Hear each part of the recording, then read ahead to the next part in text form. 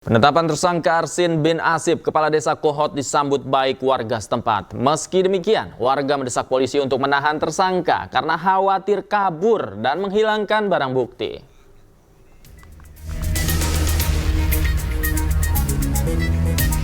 Warga Kampung Alarjiban, Desa Kohot, Kecamatan Paku Haji, mengapresiasi Bareskrim Polri menetapkan Kepala Desa Kohot, Arsin bin Asib, sebagai tersangka dalam kasus pemalsuan dokumen sertifikat HGB dan SHM Pagar Laut Tangerang, Banten.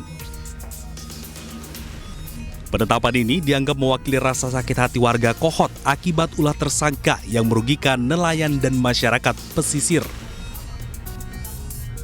Selain itu, warga juga meminta para tersangka segera ditahan karena dikhawatirkan menghilangkan barang bukti, serta mendesak Bareskrim Polri untuk mengusut tuntas dalam pagar laut di perairan Kabupaten Tangerang, Banten. Para tersangka harus segera diamankan, Pak. Segera ditahan, dikhawatirkan kabur lah istilahnya ya, melarikan diri, kemudian juga bisa ya menghilangkan barang-barang bukti. Kami inginnya semuanya lah diusut tuntas kan, karena memang ini ada yang memerintahkan, ya kan, ini kan alasannya kan kepala desa kemarin ceritanya korban kan, korban, berarti kalau korban kan pasti ada pelaku dong, ya pelaku di atasnya siapa, pelaku di bawahnya siapa, ini yang kami inginkan ya harus segera diproses atau ditangkap, biar lebih jelas lagi siapa saja ya di atasnya dan di bawahnya. Selain menetapkan tersangka pada Arsin, polisi juga menetapkan tersangka pada UK, Sekretaris Desa, serta CE dan SP selaku penerima kuasa. Dari Kabupaten Tangerang, Banten, Aimarani, iNews melaporkan.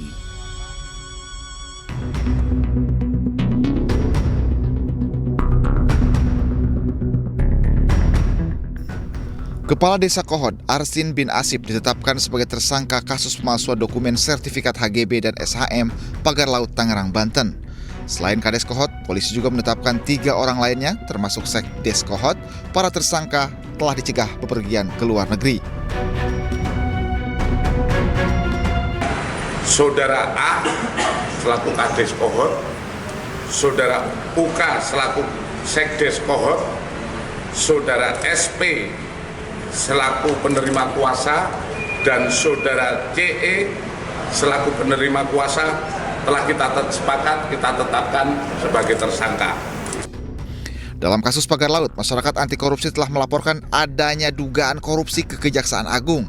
Maki membawa sejumlah alat bukti mulai dari dokumen, akta jual beli yang diduga palsu hingga mencatat nama Menteri Agraria dan Tata Ruang sebagai saksi dalam dugaan korupsi tersebut. Maki pun mengaku percaya Kejaksaan Agung bisa mengungkap dugaan korupsi di Pagar Laut ini. Menteri Koordinator Infrastruktur dan Pembangunan Kewilayahan Agus Harimurti Yudhoyono melalui staf khususnya Herzaki Mahendra menyebut ada dugaan penyalahgunaan wewenang dalam penerbitan sertifikat Pagar Laut di Tangerang.